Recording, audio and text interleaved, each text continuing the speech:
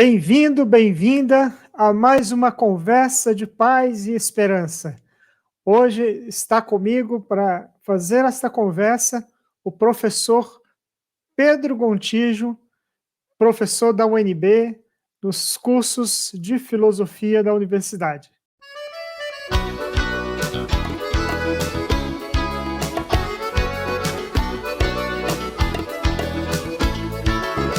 É bonita demais, é bonita demais, a mão de quem conduz a bandeira da paz. É bonita demais, é bonita demais, a mão de quem conduz a bandeira da paz.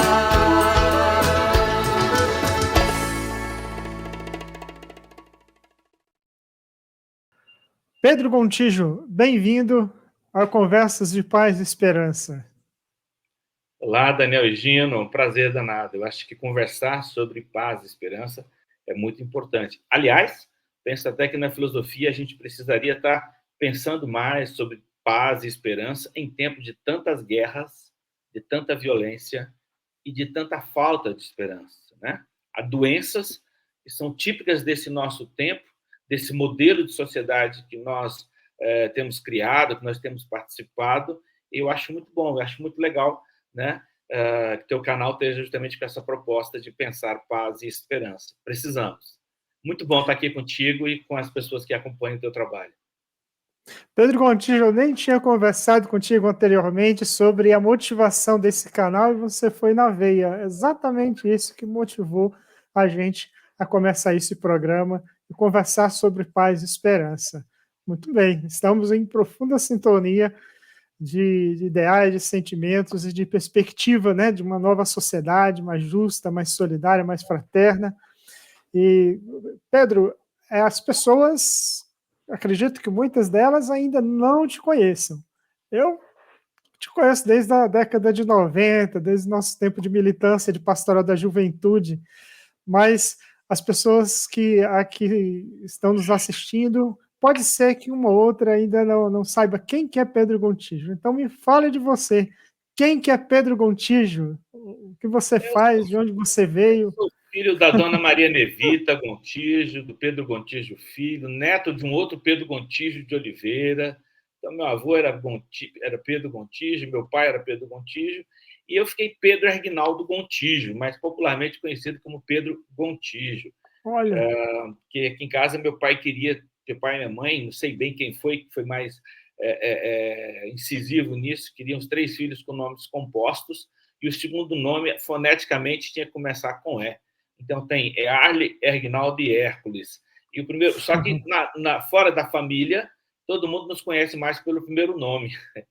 Mas, então, eu sou mineiro, nascido, né, na cidade de Estrela de Indaiá, em Minas Gerais, na Diocese de Luz, mas de colo ainda viemos para Brasília, né? Meu pai e minha mãe são daqueles que, pelo Brasil afora, ali na década de 60, eles já no final da década de 60, né, vieram tentar a vida aqui. Meus avós vieram com todos os outros filhos, avós maternos, com todos os outros filhos, para o Distrito Federal, uns 2, 3 anos antes, e aí minha mãe e meu pai seguiram a mesma jornada e vieram também tentar a vida no Distrito Federal.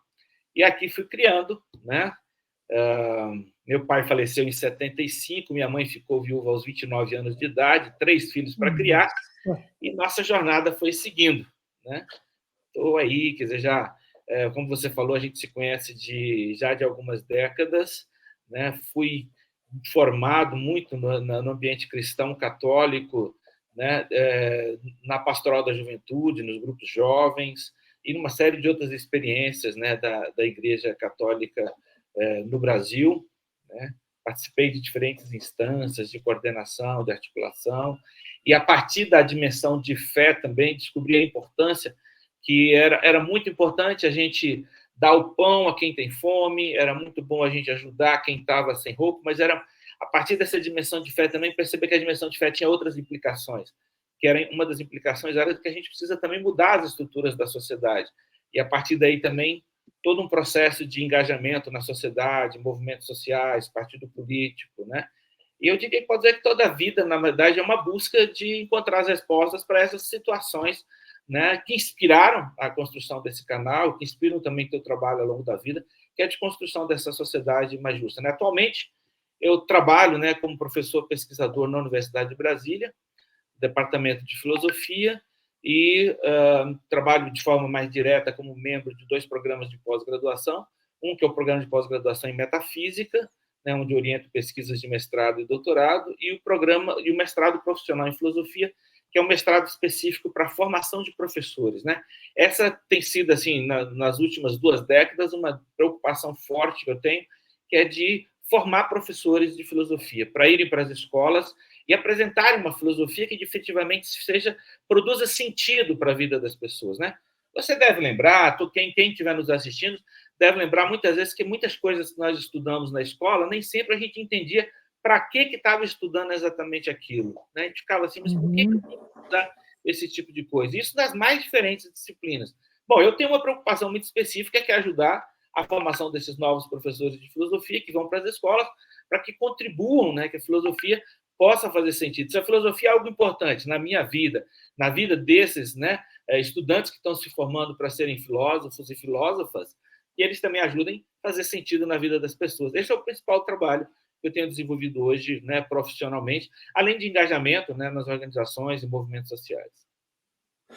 Pedro, muito bom você trazer essa questão do seu trabalho, né, do sentido de preparar os professores de filosofia para que a filosofia tenha sentido na vida dos estudantes nas escolas, e elas possam entender não só a sua disciplina de filosofia, mas a importância do conhecimento e dos saberes integrados no conjunto da formação pedagógica dos estudantes das nossas escolas públicas e privadas, efetivamente, né? E isso é muito interessante. Eu queria até te fazer uma pergunta nessa linha, porque eu me lembro que a ditadura militar nos tirou o ensino da filosofia e ficamos muitos anos sem a filosofia no currículo das escolas. Eu mesmo, quando eu fiz o meu ensino médio, eu não tive filosofia. Eu fiz o curso técnico de contabilidade. Eu fui privado de poder conhecer o estudo da filosofia. Depois eu fui aprender um pouco na formação do seminário, né, em vista da preparação para o sacerdócio ministerial. Mas uma pergunta muito básica, que talvez algum estudante de ensino médio que esteja nos assistindo agora tenha essa pergunta. Para que serve a filosofia nas escolas? Para que serve a filosofia na vida da gente? Aí pode. Então, essa é uma pergunta eu esqueci de importante. te falar que, para esse nosso encontro aqui, você só podia fazer pergunta fácil. Pergunta difícil já começa complicando a conversa desde o início. Eu acho que essa pergunta, Daniel, ela não é uma pergunta fácil de ser respondida. Você sabe que uma das coisas que eu tento trabalhar e dialogo muito, por exemplo, eu oriento os estágios supervisionados, né, lá na Universidade de Brasília, desses estudantes que estão se formando para serem professores de filosofia. E algo que eu proponho a eles é não cair muitas vezes numa tentação que é muito comum, que é quando você chega na escola para dar aula de filosofia, a primeira coisa é falar da importância da filosofia. E essa questão de falar da importância da filosofia é muito complicada, porque a importância dela para cada pessoa, né, é diferente. A produção de sentido que ela faz na vida de cada um e de cada uma é diferente. Se a gente olhar a própria tradição filosófica, né, as temáticas às quais filósofos e filósofas se dedicaram ao longo aí de 2 séculos e meio, se a gente falar só da tradição ocidental, sem falar outras tradições de pensamento filosófico, a gente vai ver que são as questões mais diversas, são pessoas envolvidas nos mais diferentes tipos de atividade humana e que, de alguma maneira, também se dedicaram, a partir de um momento mais da filosofia, ou se dedicaram a uma área e filosofia juntos. Né? Então, é muito complicado. Os estudantes, muitas vezes, querem chegar na escola até, e para que os estudantes de ensino médio, ou quando temos filosofia também, Daniel, em muitas escolas pelo Brasil afora, não é obrigatório, temos também a filosofia no ensino fundamental, e existem também escolas que nós temos chamado filosofia com crianças. Né? Quer dizer, a valorização, ou uma visão que me parece muito acertada da importância da formação filosófica, ela tem levado em muitos lugares que as pessoas estudam filosofia desde pequenas, né? Eu também não tive essa experiência, como você também não teve, né? Então, qual é a contribuição da filosofia, né? Eu gosto muito de uma distinção que um filósofo francês na verdade, dois pensadores franceses, né, um psicanalista, um filósofo, que é o Gilles Deleuze e Félix Guattari, escreveram numa obra chamada O que é a Filosofia. Quer dizer, algumas dessas ideias já estavam em outros autores, mas eu gosto muito da formulação que eles fazem, onde eles pensam assim que o pensamento humano tem três potências. Uma potência é o campo das ciências, outra potência é o campo das artes, e uma outra potência é a filosofia. Então, se eu penso nisso, a partir, inclusive, do pensamento desses autores, um filósofo brasileiro chamado Silvio Galo, né, ele até é disponível nas redes sociais, aí no YouTube, até vídeo, e também já teve textos dele onde ele desenvolve essa ideia, de que, bom, se de fato faz sentido que esses são três grandes campos, né, do pensamento, do conhecimento, da formação humana, né, então, quando a gente, de repente, tira qualquer um deles, a gente deixa essa formação muito manca. Deixa essa formação, a gente pensa num banquinho aí de 3 pés dá para equilibrar bem, mas se tira um deles, de repente se equilibra. Ou seja, não dá para pensar uma formação hoje que não passa pelo campo das ciências. Mas também a ciência não resolve tudo. A ciência não resolve o nosso espanto, a nossa admiração, ou os afetamentos que nós temos diante de uma obra de arte, seja ela musical, visual, né, dança, enfim, não tem. E esse terceiro campo, que é a filosofia. Então, me parece que se a humanidade desenvolveu ao longo, né, dos séculos, de milênios, esse campo de saber, e talvez, de um lado, podemos dizer como campo de saber, e outra forma, de uma maneira de se relacionar com o saber, né, parece que é importante que as pessoas possam ter acesso. Mas, de fato, cada um, ao fazer a experiência, e aí a experiência é essa coisa, que ela é irrepetível, ela não é transmissível, é igual a experiência de fé. Cada um, né, tem a sua experiência, é algo que a gente precisa se permitir passar por ela. Né? Por exemplo, não há como um professor de filosofia na universidade ou na escola obrigar o outro a fazer uma experiência filosófica. Pode obrigar a fazer um cálculo de matemática, pode obrigar a decorar um texto, mas fazer a experiência filosófica, né, é algo que realmente depende de uma disposição interna para que a pessoa faça. Então, eu acho que esse é um dos valores da importância da filosofia, é de cada um se constituir enquanto pensador, enquanto pensadora, de cada uma e cada um se constituir como alguém que se interroga. Né?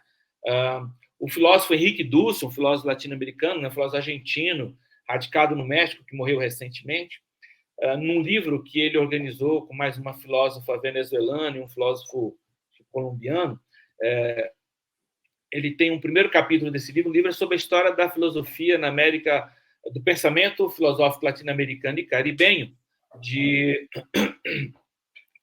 começa ali antes da colonização até o ano 2000. Né? O primeiro capítulo é sobre o pensamento filosófico de povos originários. E é muito interessante que a introdução desse capítulo é feita por Henrique Dussel, e ele diz que todos os povos foram, de alguma maneira, afetados por essas perguntas fundamentais da existência, de quem somos nós, de onde viemos, para onde vamos, sobre o sentido da existência. Então, daí até que é muito equivocado, muitas vezes, alguns dizerem que a filosofia nasceu na Grécia. Na Grécia nasceu filosofia grega. Mas todos os povos, ao responderem a essas questões fundamentais, trouxeram, então, formularam a resposta, ainda que a maneira de fazer a resposta não seja assim num discurso típico filosófico grego, mas pode ter sido por meio da mitologia, por exemplo. Mas a mitologia ela é uma resposta racional a essas perguntas. Né? É uma resposta de uma outra ordem. Bom, para dizer isso, se isso está em todos os povos, isso também faz parte de cada um e de cada um de nós. Aquilo que se configura como um exercício coletivo de todos os povos se configura também como um exercício individual de cada um e cada um de nós. Então, eu acho que a filosofia é contribuir para que as pessoas se situem, se pensem a partir da sua própria existência, do seu tempo, né? Das questões que envolvem o seu mundo, né? E não aceitem as coisas gratuitamente, no sentido assim, não aceitem qualquer discurso, qualquer crítica, qualquer solução barata, né, como sendo a solução. Nós sabemos como há discursos na sociedade que tentam nos enganar. Bom, não sei se com isso eu consegui ajudar um pouco a responder essa questão que você havia colocado. Como eu disse, não é uma resposta fácil, mas eu acho que por aí vai. À medida que as pessoas têm conhecimento. Por exemplo, só para dar um exemplo, antes de você puxar uma outra questão, no campo da ética. Ética é uma palavra que está na boca de todo mundo, né? Volta e meia na política no Brasil, a gente ouve falar de movimentos pela ética na política. O tempo todo a gente fala sobre a ética na vida de casais. Enfim, a ética está em todos os campos. Mas não, a palavra ética ela não traz uma coisa que ela é unívoca. Nós tivemos diferentes propostas ao longo da história, né, da humanidade, vamos pensar só da história da filosofia ocidental, diferentes formulações sobre o que é uma perspectiva ética. Quando a gente pensa, por exemplo, numa conduta ética, só para colocar uma questão, a gente deve se preocupar com o princípio da nossa ação ou com a consequência da nossa ação? Só nessas duas questões nós temos duas grandes correntes de pensamento no campo da ética. Em geral, as pessoas não sabem disso. Então, se apropriar disso ajuda a gente a, primeiro, não se deixar levar numa série de conversas de falácias, de sofismas que estão presentes no discurso da mídia, no discurso político e no cotidiano. E, segundo, ajuda a gente também a organizar melhor o próprio pensamento. Nossa, Pedro, acho que só dessa sua fala, né, que sintetiza um pouco a importância da filosofia, eu acharia um absurdo ser retirado do currículo das escolas o ensino da filosofia, né? É fundamental para qualquer pessoa.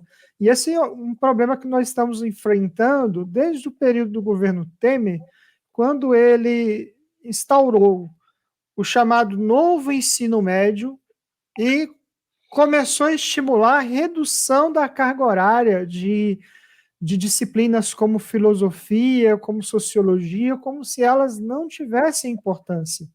Recentemente, saiu uma matéria no jornal o Globo, uma matéria de novembro aí do ano passado, que diz que 10% do tempo das aulas, aliás, que a filosofia está ocupando hoje apenas 10% do tempo das aulas de formação geral básica.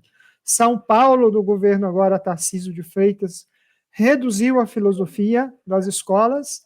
E aqui, vizinho nosso, do estado de Goiás, o Caiado colocou apenas 4% da carga horária da formação básica para o ensino da filosofia. O que você acha dessa tragédia no ensino que estamos testemunhando nesse momento da educação brasileira? Daniel, você toca num assunto que é de extrema importância e é extremamente atual. Essa matéria é do ano passado, como você disse, né, de novembro do ano passado. A reforma do ensino médio começa no governo Temer, né, mas durante todo o governo do Inominável continuou desenvolvendo esse processo.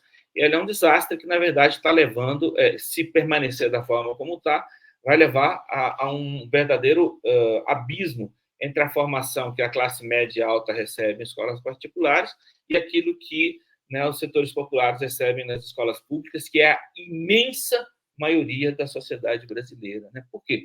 Porque foi feita uma reforma que precariza a formação das pessoas. É importante dizer, antes de entrar especificamente na filosofia, que a reforma do ensino médio não resolve atenção quem nos assiste, nenhum dos problemas que aqueles que criaram a reforma disseram que ela estaria para resolver do que nós tínhamos de problema na educação anterior. Então, nenhum dos problemas anteriores que a reforma dizia que iria resolver, ela não resolve nenhum e ainda cria outros problemas, como esse ato. Eu acho que um dos problemas é o que ela abre de brechas, então, para essa desqualificação, não só da filosofia, mas do conhecimento das ciências humanas, de modo geral. Né? Normalmente, na história brasileira mais recente, você tem processos onde você vai ter uma valorização, por exemplo, da filosofia e da sociologia, que nas discussões, desde, por exemplo, o veto do Fernando Henrique, a presença dessas disciplinas ainda no início do século, né? Depois elas se tornam obrigatórias em 2008, e agora, com a reforma do ensino médio, você não tem mais nada obrigatório, exceto português, matemática e uma língua estrangeira, eu diria, de uma presença minimizada né? E aí você tem uma pulverização da formação dos mais diferentes temas. É importante ter diversidade de temas? Tem. As disciplinas, dessa forma de caixinhas, como nós estamos acostumados, por si só garante uma formação de qualidade? Não.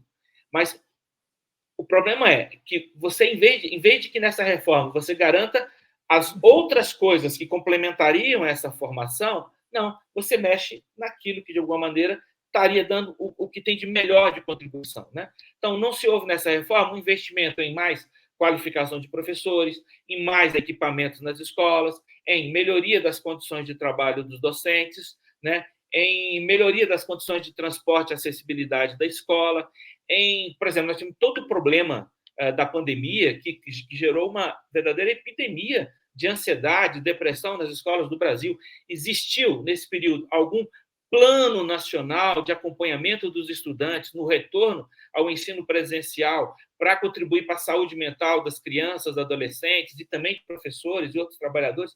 Não, nós não tivemos nada disso pelo país. Bom, então, a população foi muito desprezada, né, sobretudo a população mais pobre. Especificamente sobre a filosofia, tem isso. Toda a educação, ela precisa ser uma educação crítica, a educação toda ela, língua portuguesa, matemática precisa ser uma educação crítica, física, química, biologia, tudo isso precisa ser feito de uma forma bastante crítica. Não dá para a pessoa simplesmente aprender como se fôssemos anjos e anjas que não tivéssemos relação com o mundo. Costumo dizer, Daniel, isso me preocupa muito, por exemplo, eu trabalho aqui no Distrito Federal, estudei escola pública aqui no Distrito Federal, que nós temos muitas vezes construído um sistema educacional onde as escolas vivem alienadas com relação à comunidade geograficamente próxima delas, né? A vida da escola parece uma coisa absolutamente à parte da vida da comunidade que está em volta dela. Ou seja, aquela comunidade escolar não interage, por exemplo, com os grupos religiosos, não interage, que eu digo de forma sistemática, as pessoas fazem parte dos dois ambientes, né? Mas parece uma coisa que é um hiato, e não como coisas que conectam a vida das pessoas. Comunidade religiosa, comunidade econômica, comunidade, por exemplo, nos estudantes. A gente não vê falar dos movimentos sociais dentro da escola, muitas vezes, dos movimentos culturais que existem nas cidades e tal. Então, quase que se você tivesse numa cidade aqui, distante, às vezes, de 40 quilômetros uma da outra, você tivesse como arrancar uma escola de um lugar, arrancar-se do outro, e trocar-se, implantar-se nos lugares, que as pessoas não sentiriam diferença. Por quê? Porque a comunidade não conhece a escola e a vida da escola é alheia à vida da comunidade. Então, acho que uma verdadeira reforma educacional seria uma reforma que integra mais. E isso a gente poderia aprender muito na educação, por exemplo, como a educação do campo, como a educação do MST, como a educação quilombola. Essa educação voltada para as populações mais tradicionais, o elemento comunitário, de pertença, de identificação comunitária, ele é muito importante e ele salva vidas. Por quê? Porque ele promove saúde física e saúde mental. Nas cidades, nas grandes periferias, não. Então, eu acho que a filosofia, achar não é problema nenhum, acho que a gente tem que, muitas vezes, assim, perder esse medo de dizer que acha. Achar é importante, que a gente pensa, a gente acha. O achar, às vezes, é um pensamento ainda não muito sistematizado, né? Então, eu posso dizer assim, além de achar, eu avalio que, pelo trabalho que eu faço de orientação com os estudantes, pelas pesquisas, né, que eu desenvolvo, e por tantos estudos que, de repente, já li, que a filosofia tem uma contribuição importante na escola e que não deveria ser minimizada. Ou seja, ao estudar um texto filosófico, por exemplo, os estudantes estão estudando escrita, leitura, interpretação, produção textual. Então, não faz sentido tirar a filosofia para aumentar aulas de português. O que você tem que ter na escola é um trabalho integrado entre professores de língua portuguesa, professor de filosofia, professor de sociologia, para que cada um não fale uma linguagem diferente e o estudante fica tentando encaixar como se na cabeça tivesse caixinhas diferentes. Mas se ele percebe que o conhecimento é construído conjuntamente, aquilo que aprende numa disciplina fortalece o aprendizado numa outra disciplina também. Então, essa reforma é um desastre e a gente tem que conseguir se mobilizar em nível nacional para reverter o empobrecimento, a precarização que está sendo promovida na formação geral dos nossos estudantes. Muito, muito obrigado, Pedro, por todas essas reflexões. Eu tenho certeza que quem está assistindo esse programa Conversas de Paz e Esperança vai ter muita coisa para pensar e vai reavaliar muitos conceitos ou preconceitos que havia antes de assistir quando se fala de filosofia nas escolas. Ou aqueles que já tinham essa convicção, agora elementos e novas curiosidades para poder desvelar ao longo desse aprendizado contínuo que fazemos a cada dia. Pedro, que mensagem final você gostaria de dar a todas as pessoas que estão assistindo essa conversa de paz e esperança? Até porque esse curto espaço de tempo que conversamos já deixou um gostinho de quero mais conversar com o Pedro Gontijo. Mas deixa aí uma mensagem final para os nossos amigos e amigas que nos acompanham. Eu até te passei aí um link de um site de um outro colega professor, também cresceu, né, vive aqui na cidade do Gama, e é professor da Universidade de Brasília, professor Anderson Flor, que tem feito um trabalho belíssimo de resgate, tradução e divulgação do pensamento africano. Nós, tradicionalmente, temos uma relação muito boa com o pensamento europeu, até norte-americano, mas a gente conhece muito pouco as nossas outras raízes, como as raízes indígenas, as raízes ligadas a outros povos tradicionais, as raízes também de matriz africana. Então, o Anderson tem feito um trabalho muito legal. Então, se é uma mensagem final, eu convidaria. Vamos conhecer as nossas demais raízes, para isso ajudar a gente a pensar melhor e, com isso, construir também novas possibilidades, novos modos de vida interessantes para cada uma, para cada um e para todas e todos nós. Muito obrigado, Pedro. Tenha um excelente trabalho aí no seu dia a dia, aí na faculdade, tantos outros projetos que eu sei que você desenvolve. E muito obrigado por estar conosco nesta noite.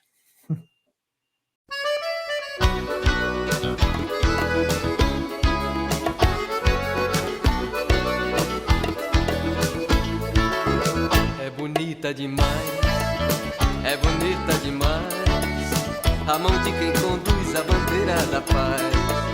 É bonita demais, é bonita demais, a mão de quem conduz a bandeira da paz.